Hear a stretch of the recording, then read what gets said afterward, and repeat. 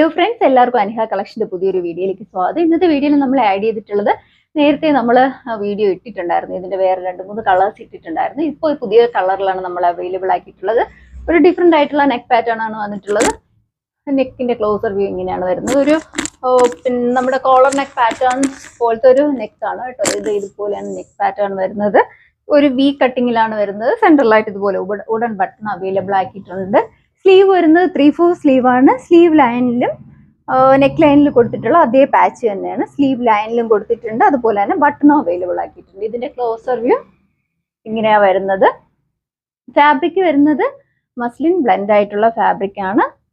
ഇങ്ങനെയാണ് ഇതിന്റെ open view ഇങ്ങനെയാ വരുന്നത്. നല്ല ഡാർക്ക് പർപ്പിൾ ഷെയ്ഡിലാണ് അവൈലബിൾ ആക്കിയിട്ടുള്ളത്.